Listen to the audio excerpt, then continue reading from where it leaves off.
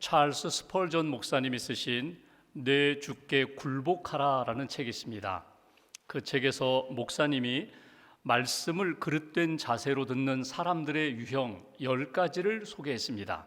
한번 들어보시고 여러분 자신을 점검해 보시면 좋겠습니다. 첫 번째, 복음을 듣기는 듣되 금세 잊어버리는 사람. 하나님의 음성이 아니라 인간의 말로 듣는 사람. 귀를 즐겁게 해주는 말만 골라서 듣는 사람. 언제나 새로운 것만을 원하는 사람. 설교자의 언변을 감상하러 오는 사람. 자신에게 해당하는 말씀으로 듣지 않는 사람. 아무 준비 없이 말씀을 들으러 오는 사람. 바람직하지 못한 동기를 품고 오는 사람.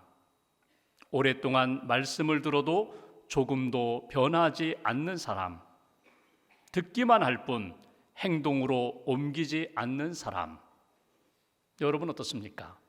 말씀을 들을 때 여러분들 마음 가운데 무엇을 담습니까?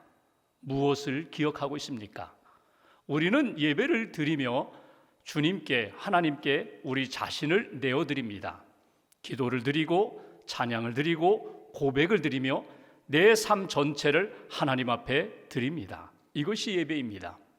예배를 드리며 하나님이 내게 주시는 것을 받는 것도 있습니다. 은혜도 받습니다. 성령도 받습니다. 말씀도 받습니다.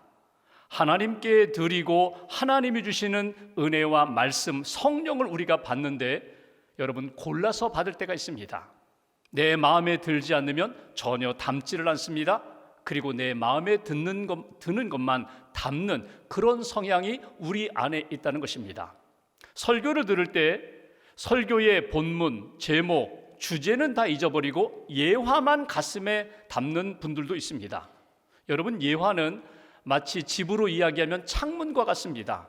내용을 담고 있는 그릇과 같습니다. 기계를 잘 돌아가게 하는 윤활유와 같습니다. 그런데 그 중심, 본문, 본질은 잃어버리고 껍데기만 가슴에 간직하고 은혜를 받으려는 분들이 있습니다. 예화는 예화일 뿐입니다.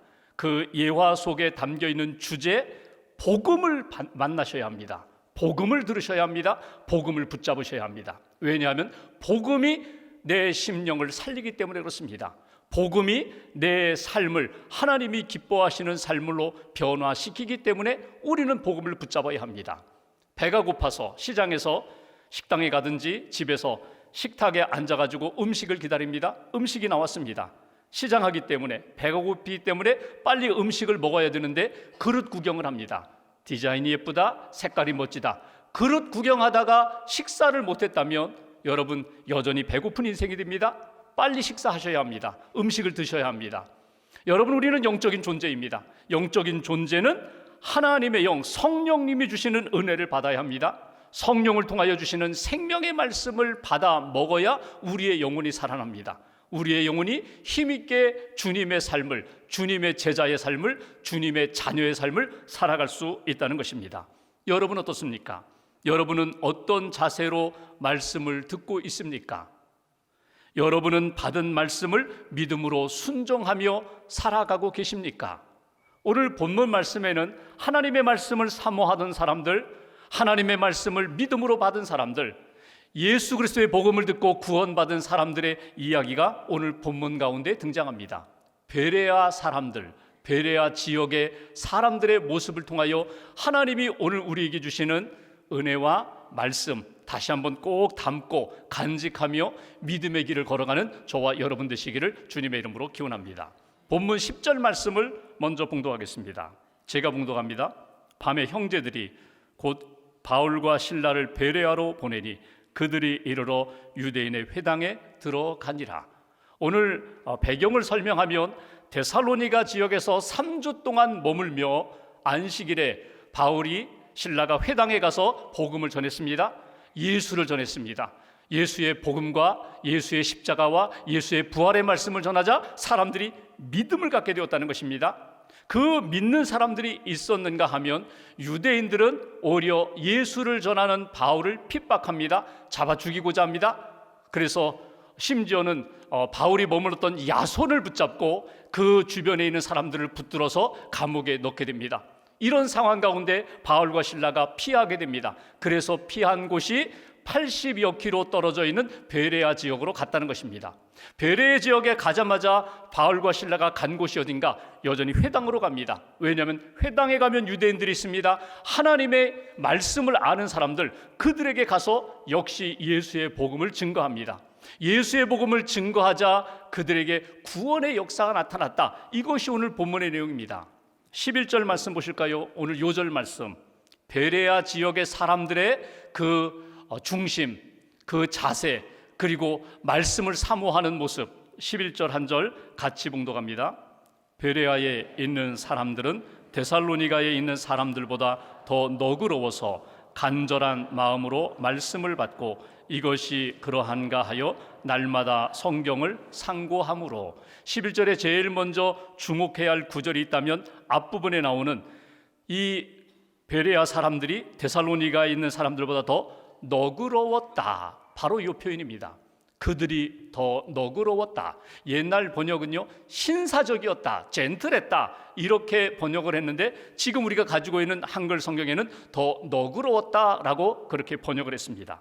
여기 너그럽다는 유게네스라는 이 단어는 여러 가지 의미를 담고 있는 단어입니다. 성경에는 여러 번 등장하지 않습니다. 특별히 바울이 사용했던 용어이면서 누가가 오늘 사도행전에 기록한 용어입니다.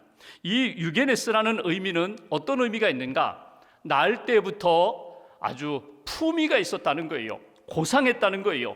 심성이 좋다는 거예요. 성품이 좋다는 거예요. 그런 의미도 있고, 또 하나의 의미가 있다면 이 구김살이 없다는 거예요.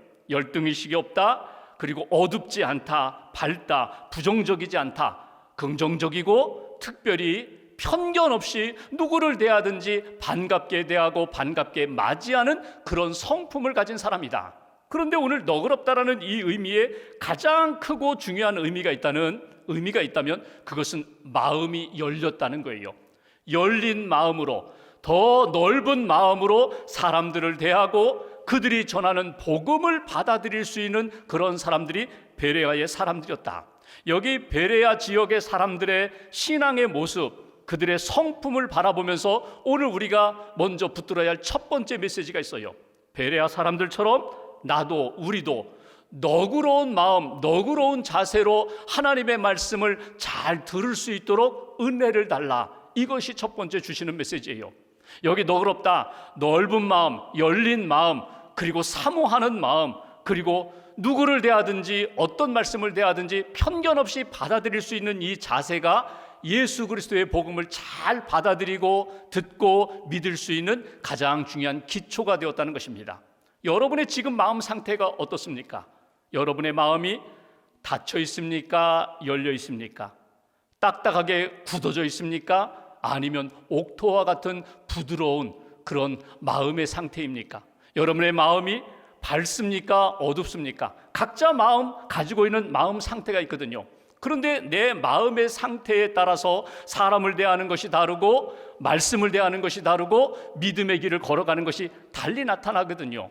오늘 너그러운 마음, 너그러운 자세로 하나님의 말씀을 들었다는 베레아 사람들의 모습을 보면서 여러분 신앙생활할 때에, 하나님 앞에서 말씀을 들을 때에, 사람들을 대하며 대화할 때 하나님 나에게도 열린 마음, 열려도 더 넓게, 더 밝게 열려서 하나님을 대하고 말씀을 대하고 사람들을 대할 수 있는 그런 믿음의 인생 되게 해달라고, 그런 성품, 그런 마음 되게 해달라고 여러분 기도하시고 성령의 도우심 가운데 마음이 열릴 수 있는, 밝아질 수 있는 그런 은혜가 있기를 주님의 이름으로 기원합니다. 보통 이런 이야기를 합니다. 학자들이 듣는 자세에 따라서 대화가 달라지고 삶이 달라진다. 대화를 해요. 근데 내가 어떤 마음으로 듣느냐, 어떤 자세로 듣느냐에 따라서 대화의 깊이가 달라지고 관계, 소통의 역사가 달라지게 된다. 몇 가지로 이야기하는데 첫 번째로 판단하며 듣는 사람들이 있습니다. 판단하며 듣는다는 것은 내가 가지고 있는 신념과 생각이 있어요. 이걸 딱 굳히고 다른 사람들을 대하는 거예요. 그리고 다른 사람들의 이야기를 듣는데 늘 이런 마음이에요. 틀렸어, 모자라, 안 돼, 아직은 아니야, 이런 마음으로 대하는 거예요. 듣기는 듣지만 늘 판단하면서 내 주장이 옳고 내 생각이 옳다는 그 고정관념, 그리고 다른 사람들은 나보다 못하다는 선입견을 가지고 늘 듣는 사람, 대화가 되지 않는다는 거예요. 또 하나, 두 번째로는 늘 질문하며 듣는 사람이 있어요. 여러분, 질문은 좋은 것입니다. 충분히 들은 다음에 궁금한 것에 대하여 질문하면 좋은데 중간에 말을 끊어요. 그런데 왜 그렇게 했는데, 이건 이런데, 계속 끊으니까 대화가 깊이 나아가지를 못해요. 질문하고자 하는 마음들 귀한 것이지만 대화 중에 끊임없이 그의 마음, 그의 내용은 듣지 않고 계속 질문만 던지면 진정한 대화가 되지 않는다. 세 번째, 조언하며 듣는 사람들이 있어요. 퍼센티지로 이야기하면 35%, 100명 중에 35명, 3명 중에 1명은 항상 어떤 마음인가 하면 가르치려고 해요. 책망하려고 해요. 지적하려고 해요. 이 마음이 강해서 대화가 끝나면 내가 조언해 줄 거야, 내가 가르쳐 줄 거야, 내가 고쳐 줄 거야, 이 마음이 강하기 때문에 여러분, 대화하면서도 조언하고자, 충고하고자, 그리고 비판하고자 하는 마음이 강하기 때문에 그의 마음을 제대로 듣지 못해요. 저건 틀렸어, 내가 이따 이야기해야지. 저건 아직은 아니야, 저거 내가 나중에 조언해 줘야지. 이 마음이 강하니까 진정한 대화가 이루어지지 않는다. 정말 좋은 대화를 하려면 여러분, 어떤 마음이 있어야 합니까? 공감하는 마음이 있어야 돼요. 그 사람의 마음, 그 사람의 생각, 그 사람의 입장에 서서 들어주어야 돼요. 그리고 인정해 줘야 돼요. 그 사람의 상황뿐만 아니라 전하는 내용, 그리고 느끼는 감정까지도 인정해 줘야 돼요. 그래야 서로 공감대가 형성되고 대화가 이루어져 간다. 여러분, 신앙생활은 끊임없이 하나님의 말씀을 듣는 생활입니다. 듣는 마음이 솔로몬은 지혜라고 표현했어요. 하나님, 나에게 지혜의 마음을 주세요. 듣는 마음을 주세요. 하나님의 음성을 잘 듣고 사람들의 이야기, 백성들의 이야기를 잘 들어서 하나님의 뜻 붙잡고 살아가게 해주세요. 이게 지혜고 이게 믿음이거든요. 오늘 베레아 사람들이 가지고 있었던 좋은 성품, 믿음의 좋은 자세가 바로 하나님, 내가 열린 마음으로 하나님의 말씀을 잘 들을 수 있게 해달라고. 적용해 볼까요? 여러분, 하나님의 말씀을 들을 때 어떻게 들어야 합니까? 사람들과 대화할 때 어떤 마음과 자세로 들어야 합니까? 먼저는 집중하셔야 돼요. 주목하셔야 돼요. 지금 내가 저 설교자를 통하여 말씀을 듣는데 설교자에게 집중한다는 것은 무엇입니까? 그 설교자가 전하는 메시지를 내가 집중하는 거예요. 그분이 전하는 말씀을 통하여 하나님께 집중하는 거예요. 예수님께 집중하는 거예요. 복음에 집중하는 거예요. 하나님이 이루시는 뜻에 집중하여 들을 때에 내게 울림이 찾아오고 말씀을 통하여 내 심령이, 삶이 변화되는 역사가 나타난다는 거예요. 또 하나 기억하셔야 돼요. 우리가 설교 중에 이렇게 메모를 하는데 왜 메모를 합니까? 기억하기 위하여, 간직하기 위하여. 여러분, 내게 주시는 말씀 가운데 여러분 처음부터 끝까지 다 기억하고 다 암기하려고 하지 마세요. 내게 가슴에 와닿는 말씀, 내게 구체적으로 깨닫게 해주시는 말씀, 그것만 또 꼭 간직하는 거예요. 그래서 메모하는 거예요. 집중하라, 기억하라, 그리고 세 번째, 동의하는 거예요. 말씀을 들으면서 끊임없이 아멘, 맞습니다, 주님 맞습니다, 주님 그렇습니다, 주님의 뜻이 옳습니다, 끊임없이 동의하면서 하나님의 뜻과 하나가 되라는 거예요. 사람들과 대화를 할 때 여러분, 어떤 사람이 이야기를 잘 듣는 사람이에요? 인정해 주는 거예요. 공감해 주는 거예요. 아, 그렇군요, 그렇군요. 어린 자녀들이 이야기할 때 그랬구나, 그랬구나. 여러분, 인정해 줄 때에 공감대가 형성되고 대화가 더 깊이 있게 나아갈 수 있거든요. 오늘 베레아 사람들의 말씀을 준비하는 자세, 너그러운 마음, 너그러운 자세로 하나님의 말씀을 들었다. 오늘 잊지 마시고 하나님, 내 신앙생활도 하나님과의 관계 속에서, 사람들과의 관계 속에서 끊임없이 말씀을 잘 들을 수 있는 열린 마음을 허락해달라고 기도하고 그 은혜를 경험하는 저와 여러분 되시기를 주님의 이름으로 기원합니다. 두 번째 11절 말씀 중반부에 보면은 이런 말씀이 있어요. 여기 간절한 마음으로 말씀을 받았다. 열린 마음으로 말씀을 들었고 간절한 마음으로 말씀을 받았다. 여기 간절한 마음이 무엇입니까? 사모함이 있었다는 거예요. 열망이 있었다는 거예요. 열정이 있었다는 거예요.